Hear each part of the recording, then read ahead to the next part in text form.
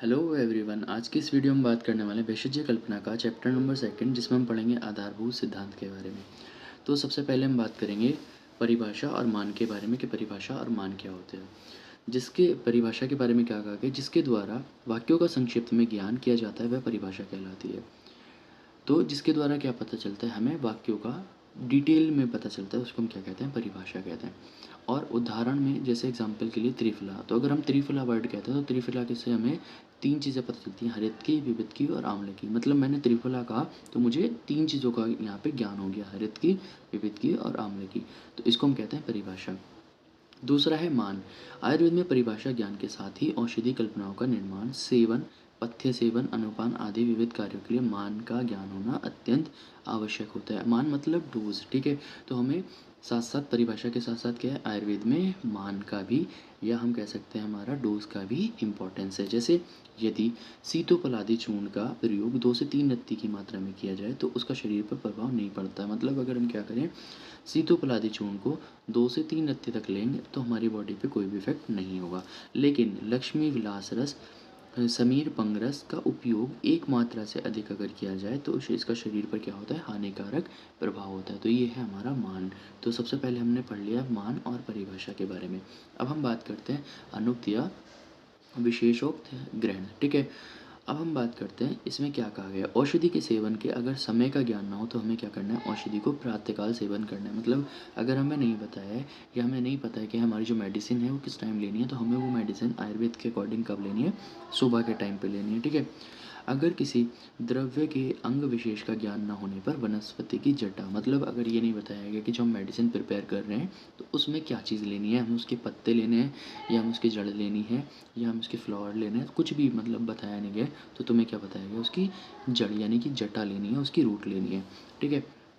औषधि निर्माण में औषधि की मात्रा का निर्देश न होने पर पर प्रत्येक औषधि संभाग में लेनी चाहिए। मतलब अगर सपोज कीजिए आप कोई ड्रग्स, आयुर्वेदिक मेडिसिन या ड्रग बना रहे हैं, कोई चूर्ण बना रहे हैं, तो उसमें मतलब 2-3 ड्रग बताए गए हैं, लेकिन उनकी क्या है, कोई मात्रा नहीं बताई गई है 2-3 ड्रग्स की कि कितने कितने अमाउंट में उनको लेना है। तो आपको क्या करना है कि आपको इक्वल अमाउंट में सारे ड्रग्स ले लेने हैं, ठीक है।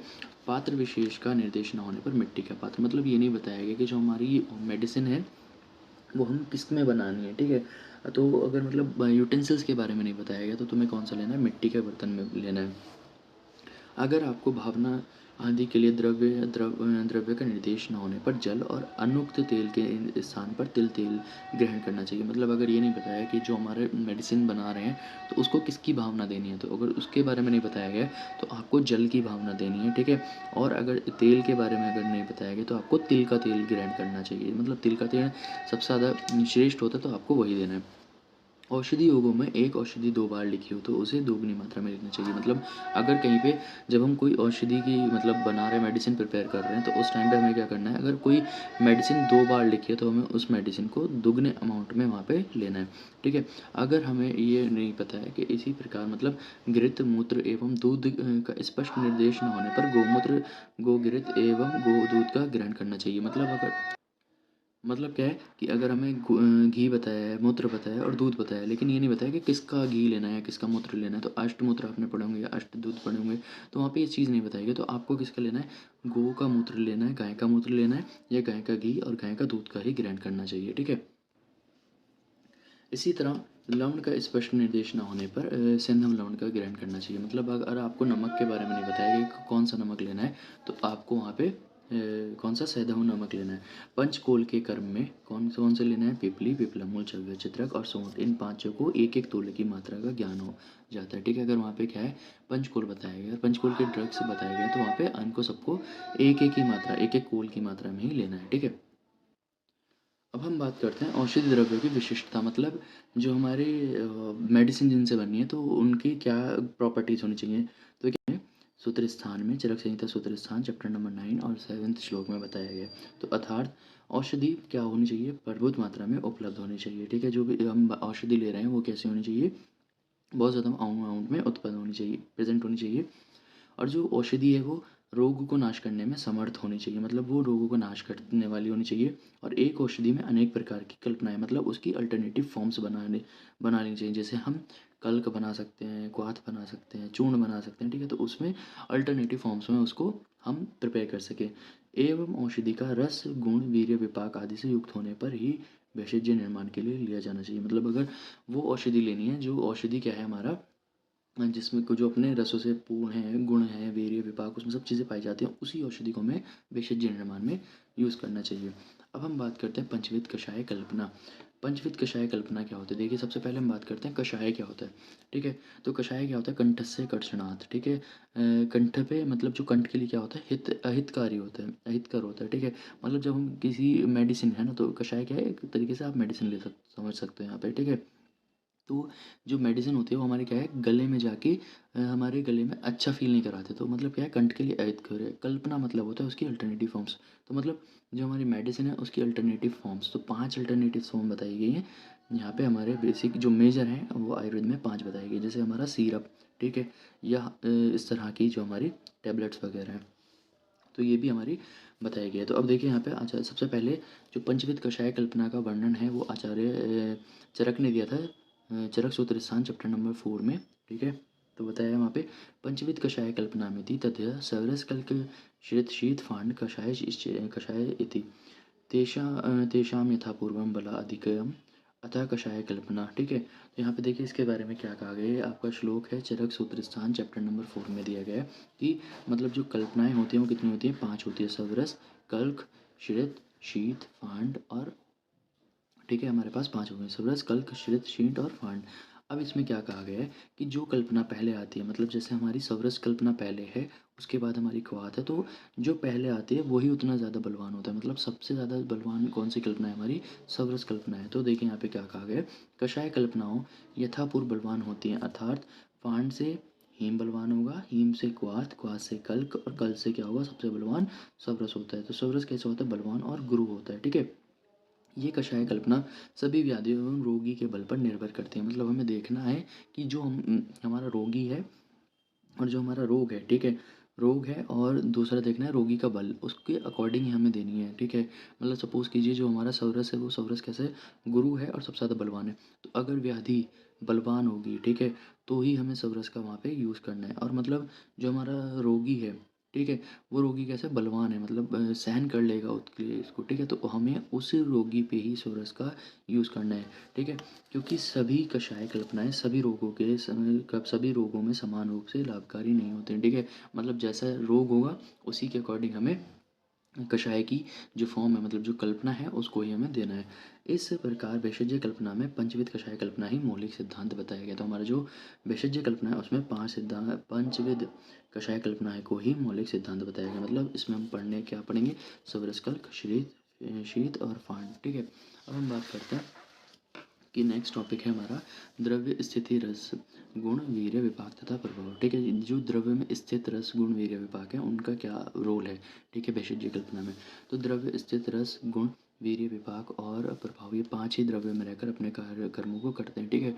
तो इन जो भी द्रव्य है, ठीक है, तो द्रव्य में क्या चीज़ें प्रेजेंट होती हैं? ये 5 चीज़ें प्रेजेंट होती हैं, रस गुण वीर्य विपाक और उसका प्रभाव, ठीक है?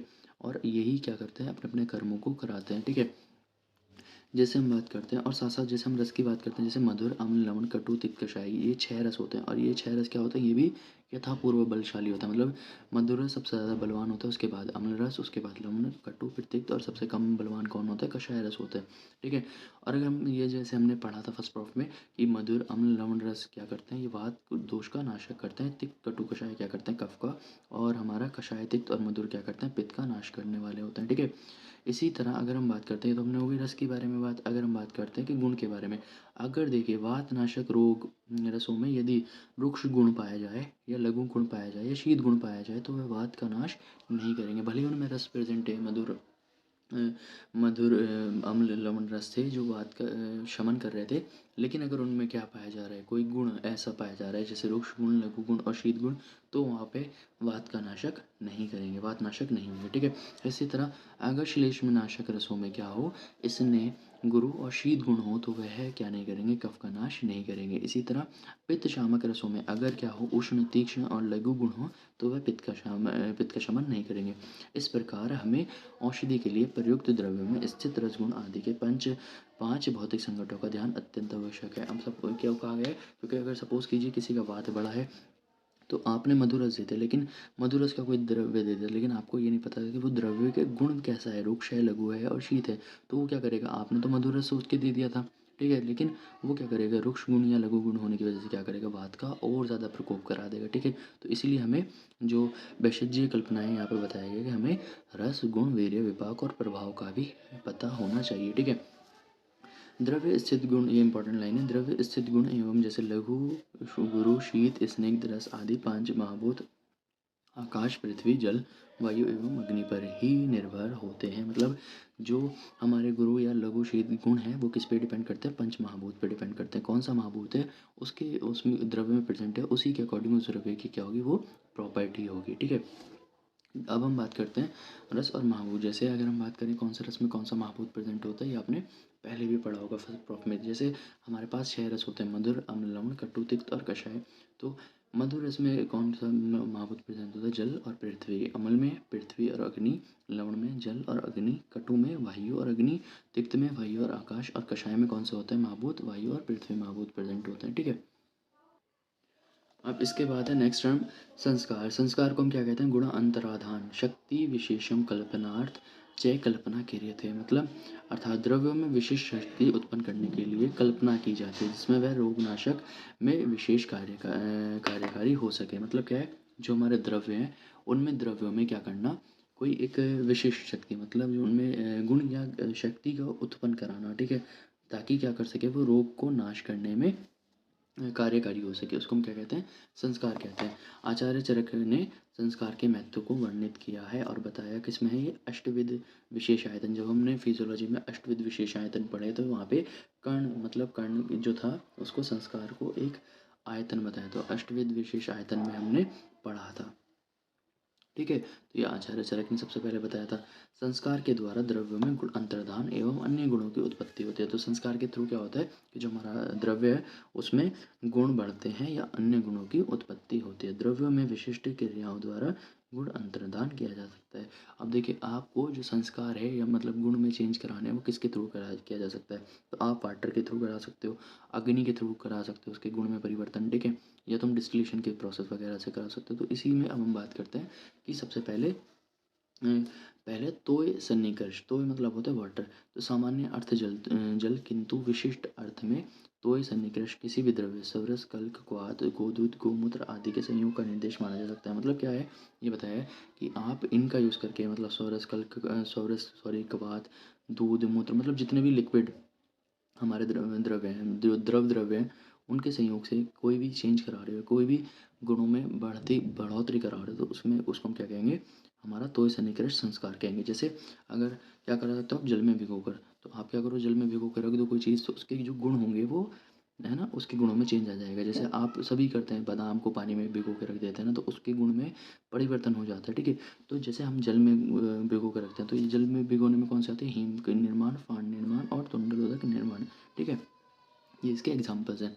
या हम क्या करते हैं, जल में घोल देते हैं, तो जो हमारी चीनी है, जो हमारी शक्कर है, वो कैसे होती है, शुष्क होती है, ड्राई होती है, लेकिन अगर उसको हम पानी में घोल देते हैं तो वो कैसे हो जाती है, शीतल हो जाती है और कैसे हो जाती है, तृष्णा शामक हो जाती है, ठीक है। तो देखो, अभी तक वो कैसी थी, शुष्क थी, ठीक है, लेकिन हमने क्या किया, उसको जब पानी में घोला तो उसके जो गुण थे वो बदल गए। तो गुण बदलने की वजह से, किसकी वजह से बने, जल में घुलने की वजह से, ठीक है। तो हमने क्या किया, और वो जो गुण बने, चेंज हुए, अब वो कैसा करने काम करने लगा, शीतल और तृष्णामक हो गया। इसी तरह शोधन उपकरण मतलब जल अथवा द्रव रस आदि के से द्वारा विभिन्न द्रव्यों का शोधन किया जाता है, ठीक है। तो शोधन मतलब उनको, उनकी जो मलिनता है उसको दूर करना, ठीक है, या उनमें जो भी दोष है उसको दूर करना, ठीक है। तो जल के द्वारा या किसी भी सोरस क्वाथ आदि के द्वारा क्या करते हैं, हम उसको चेंज वो करते हैं, ठीक है। जैसे हम क्या करते हैं, वस्त्रनाभ, तो वस्त्रनाभ का जो शोधन बताया गया, मतलब जो तुम एक तरीके से वॉश कह सकते हो, ठीक है, तो वो किसके थ्रू बताया गया, गोमूत्र की। जब हम क्या करते हैं, वस्त्रनाभ को गोमूत्र से धो देते हैं, शोधन कर्म करा देते हैं, तो उसमें क्या होता है, जो हमारा वस्त्रनाभ है वो पवित्र हो जाता है, ऐसा आयुर्वेद में कहा गया है। अब हम बात करते हैं अग्नि सन्निकर्ष। अग्नि सन्निकर्ष मतलब अग्नि के थ्रू क्या करना, हमारा गुण में परिवर्तन करना। जैसे सबसे पहले वाष्पीकरण, वाष्पीकरण मतलब इवापोरेशन, ठीक है। तो इवापोरेशन आप सब जानते हो, द्रव्य का द्रव भाग ही अग्नि की सहायता से वाष्पीकृत करके गंतव्य प्राप्त किया जा सकता है। मतलब जो सपोज़ कीजिए अगर किसी जो हमारा द्रव्य है, ठीक है, उसमें कोई भी थोड़ा बहुत मॉइस्चर है, ठीक है, और हमें चाहिए बिल्कुल, हमें उसमें क्या चाहिए, उसको घना चाहिए, ठीक है, मतलब उसके अंदर थोड़ा कोई भी लिक्विड है, तो हम क्या करें, हीट दे दें। हीट में क्या होगा, जो हमारा लिक्विड है वो इवापोरेट हो जाएगा और बाकी हमें जो क्या होगा, सॉलिड ऑब्टेन हो जाएगा। जैसे है हमारा उदाहरण है ग्लोए, घन सत्व बनाते हैं, ठीक है, उस टाइम पे हम क्या करते हैं, वाटर को इवापोरेट करा देते हैं, सप्रगंधा धन सत्व आदि, ठीक है। इसी तरह अब हम बात करते हैं उद्रपातन। उद्रपातन का मतलब क्या होता है, सब्लिमेशन, ठीक है। आप सब्लिमेशन का प्रोसेस में भी आप सब लोग जानते होंगे। तो देखिए क्या करते हैं इसमें, इसमें क्या करते हैं, जब हम दो पात्र लेते हैं, मतलब एक घड़ा हमने ये लिया, ठीक है, ये हमारे पास एक घड़ा है, ये सपोज़ कीजिए एक घड़ा है, इस घड़े के ऊपर क्या करते हैं, हम दूसरा घड़ा उल्टा करके इस तरह से रख देते हैं, तो दो घड़े हमारे उल्टे हो गए, एक घड़ा ये रहा नीचे और एक ऊपर, ठीक है। तो यहाँ पे हम क्या करते हैं, जो हमारा हिंगुल है, हिंगुल मतलब जो हमारा ओर है, ठीक है, पारद को ऑब्टेन कराने के लिए उसको हम नीचे भर देते हैं और नीचे क्या करते हैं, हीट करते हैं, ठीक है। इसको जब हीट करते हैं तो जो हमारा पारद है मतलब मरकरी है, वो प्योर मरकरी कहाँ होगा, ऊपर वाले घड़े के ऊपर वाले हिस्से पे, यहाँ पे नीचे वाले हिस्से पे आके चिपक जाएगा। तो मतलब देखिए वो नीचे से ऊपर जा रहा है, ठीक है, तो इसको हम कहते हैं ऊध्रुपातन, सब्लिमेशन, ठीक है। तो वो समझ में आया होगा। इसके बाद है तिर्यकपातन। तिर्यकपातन मतलब डिस्टिलेशन का प्रोसेस आप जानते हो। इस क्रिया में क्या करते हैं, किसी भी द्रव्य को वाष्पीकृत करके दूसरी ओर एकत्रित करते हैं। मतलब क्या करते हैं, एक एक वेसल में क्या करते हैं, हम उसको पहले इवापोरेट करते हैं। अब जब वो इवापोरेट हो जाता है तो इवापोरेशन के थ्रू क्या जब वो धीरे धीरे धीरे ठंडा होता है तो दूसरे वेसल में इकट्ठा होता है, ठीक है। तो जो अशुद्धियाँ थी वो इस तरह से शुद्ध जो हमारा द्रव्य था वो प्राप्त हो जाता है। इसी तरह है हमारा क्वाथ निर्माण। अब है हमारा क्वाथ निर्माण। क्वाथ निर्माण क्या होता है, क्वाथ जब हम पंचविध का शायकल पढ़ना पढ़ेंगे उस टाइम पे क्वाथ डिटेल में पढ़ेंगे। तो आप जैसे उदाहरण समझ लेंगे, लास्ट अरिष्ट निर्माण, क्षीरपाक, अवलेह शर्करा तेल निर्माण आदि। अब हम बात करते हैं शोष या शोधन। शोधन मतलब प्यूरिफिकेशन। शोधन द्वारा द्रव्यों के दोषों एवं अशुद्धियों को दूर किया जाता है, ठीक है। शोधन किस लिए कराते हैं, ताकि जो द्रव्य है उनकी दोष या उनकी अशुद्धियाँ हैं उनको दूर करा सके, ठीक है। तो सबसे पहला इसमें जैसे प्रक्षालन या दोहन, दोहना मतलब, ठीक है, प्रक्षालन दोहन से द्रव्यों में नवनीत गुण की उत्पत्ति होती है, सॉरी, ठीक है। तो जैसे हम शतघोदगिरत या शस्त्रधोदगिरत, ठीक है, मतलब हम क्या करते हैं, जो अगर हमारा घी है अगर उसको 100 या 1000 बार धो लेते हैं तो वो जो घी है हमारा वो कैसा होता है, संस्कारित हो जाता है, ठीक है। कुपित पित्त है उसको शमन कराने के लिए बहुत ज़्यादा बेस्ट होता है, ठीक है। इसके बाद है गालन, वस्त्र के द्वारा छान लेना। मतलब किसी भी जो द्रव्य है उसको वस्त्र के द्वारा तो छान लेना, ठीक है, उसको हम कहते हैं गालन। तो जो हमारी इम्प्योरिटीज़ होंगी वस्त्र के ऊपर आ जाएंगे और हमारा जो लिक्विड होगा वो हमारे छनने के बाद शुद्ध प्राप्त हो जाएगा। इसी तरह मंथन, मंथन मतलब जानते हो आप, मथना, ठीक है। मंथन क्रिया द्वारा भी द्रव्यों का गुणांतरदान होता है, मतलब गुण में परिवर्तन किया जाता है, गुण में वृद्धि की जाती है। जैसे हम क्या करते हैं, दही अगर हम देखें, दही कैसे होती है, शोध कर होती है, मतलब स्वेलिंग कराने वाली होती है। लेकिन अगर हम उसे मथ दें, ठीक है, उसको मथने के बाद क्या करते हैं, उसको अगर तक्र बना लें तो वो क्या होती है, हमारी शोध को हरने वाली होती है। देखिए यहाँ पे क्या रही थी अभी, जो दही शोध करती मतलब शोध स्वेलिंग को बढ़ा रही थी, अब हमने उसे मथ लिया तो वो क्या हो गई, शोध हर हो गई, मतलब शोध को हरने वाली हो गई। तो ये है हमारा, इसके थ्रू मंथन के थ्रू भी हम क्या कर सकते हैं, जो उसका गुण है उसको बढ़ा सकते हैं या चेंज कर सकते हैं, गुण में परिवर्तन कर सकते हैं, ठीक है। अब है हमारा नेक्स्ट देश। देश 3 प्रकार के होते हैं, आप जानते हो, जांगम, आनुप और साधारण। तो जांगम प्राणी जो होते हैं वात प्रधान होते हैं, आनुप कैसे होते हैं, कफ प्रधान होते हैं, और जो हमारे साधारण होते हैं उनमें तीनों दोष सम मात्रा में मौजूद होते हैं, वात पित्त कफ, ठीक है। स्थान या देश विशेष से उत्पन्न औषधियों को श्रेष्ठ माना जाता है, ठीक है। मतलब कि जैसे स्थान के बेस पे हम बताते हैं कि मतलब ये इस स्थान की औषधि बेस्ट है। जैसे एग्जाम्पल केसर कश्मीर की के, तो हम बताते हैं कि जो कश्मीर की जो केसर है वो कश्मीर की बेस्ट है।